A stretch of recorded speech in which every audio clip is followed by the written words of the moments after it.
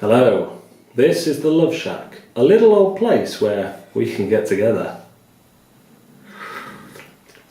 Hot, too hot. Today on BrewTube I'm going to be looking at my initials, not the initials of my name, silly, but my initial impressions of some games that I've played maybe once, twice, three times, not yet ready to review, but just wanted to give you an overview just in case there might be something of interest to the three of you who watch these videos. Always thinking, yeah. Let's start with one that I've been wanting for a while. Deception, Murder in, I always want to say New York. Is that a thing? Murder in New York? Probably is. Murder in Hong Kong. This game has a Dice Tower Seal of Excellence on, and Tom Vassell proclaimed it the Mysterium Killer. I'm not sure about that. I've got it to the table once. I messed up, well, I didn't mess up the rules. I was the forensic scientist and I forgot what one of the clues was and directed everyone to the wrong clue. Thus, the killer and the accomplice escaped. I need to have a few more plays. Generally was really impressed with it.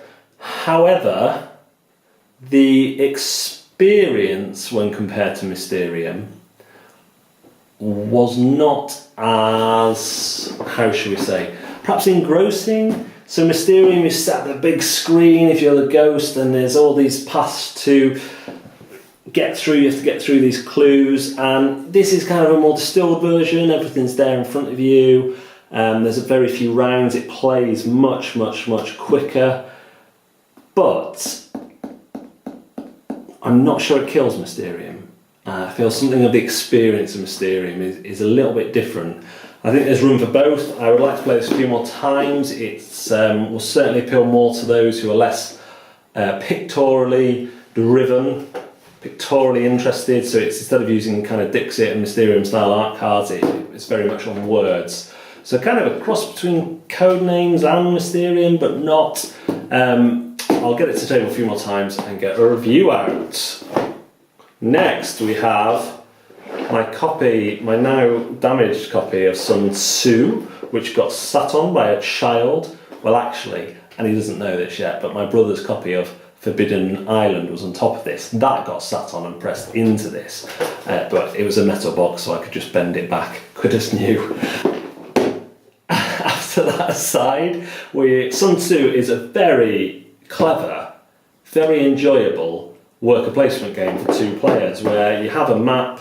There's, I think, only 5 regions on the map, and each turn you're playing cards to one of those regions. You're playing them face down so the person doesn't know what you've played, but certain cards will be gone for the game from good. Certain cards will mean you can't do something on that position in the future. And it's very clever the way it works, and you've got to decide you only score every 3 rounds, and you score different points for each region depending on these little, well, these are the one bad thing about the game, these little kind of annoying pyramid things which could just have been, they've all fallen apart again. Go watch my Board Game Vicar for more of that. But these little pyramid things, which for some reason is a pyramid rather than a flat tile. They really don't need to be a pyramid. I might rip them apart and just use them as flat tiles. But the scoring changes each round. So a region that's high scoring early on might then become low scoring. And it's where you prioritise things. And me and my friend were certain that I was going to win because I seemed to have prioritised the high scoring regions and kicked him out of those. However, I did not win. I lost by 1 point.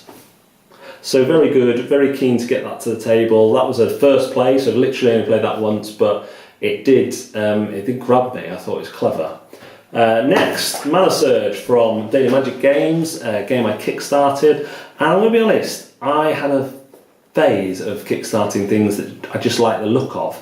And when it's arrived and I read what you were doing and the fact that you're kind of you're not playing spells directly at each other, kind of a la Mage Wars, which is what I kind of assumed you'd be doing, and I thought it was kind of neat that you're doing just a card game for up to 6 players, but you're playing this spell around the circle of players and back and forth, and then whoever can't play a valid card, the spell is going to hit. That sounded really unappealing to me, so I I didn't get it to the table as quickly as I should have, and now I have got it to the table. I absolutely love it.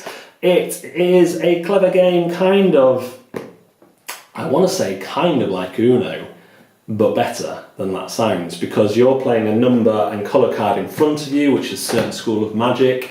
That school of magic's power will be inactive for the whole round, and you also play a shard and choose the direction. Now, other people have to play a higher number than that. If they play the same number or higher, if they play the same number, they can reverse the spell.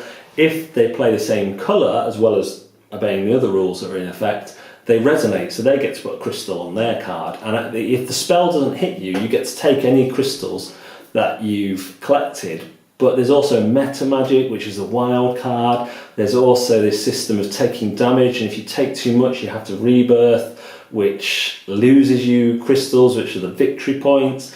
And there's a system of, if you manage to, rather than drawing back up to the hand size at the end of every round, you can just choose not to and just have however many cards you've got in your hand. And if you manage to get rid of those, you mana surge, which gets you bonus crystals and heals all your damage.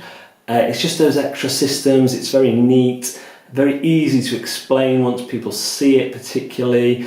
Unless you're playing a 6-player game, you won't use all of the schools of magic, so there's a little bit of variability there, and they can very easily release further schools of magic as expansions. I've been really impressed with this, and the people who've played it have liked it as well.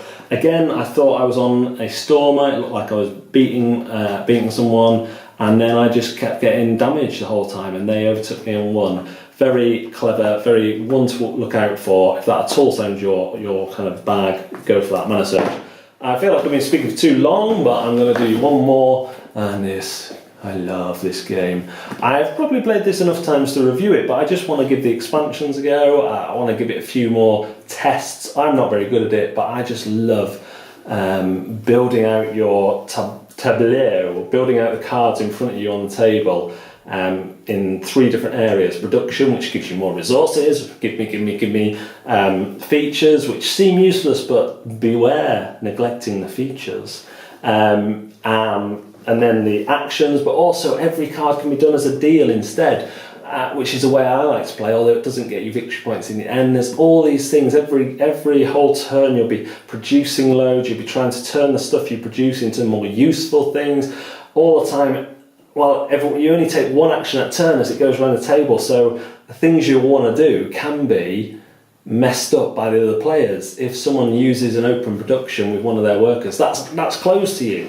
So, yes, I like this game a lot, and I could review it and give it a great review, but I want to play it a few more times first.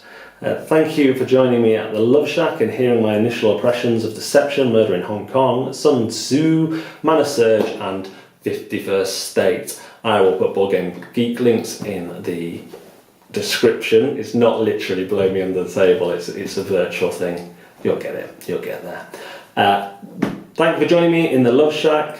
I will see you next time on Board, Deck and Dice. I think I've been talking so long that this tea will have cooled down. No, too hot. See you next time.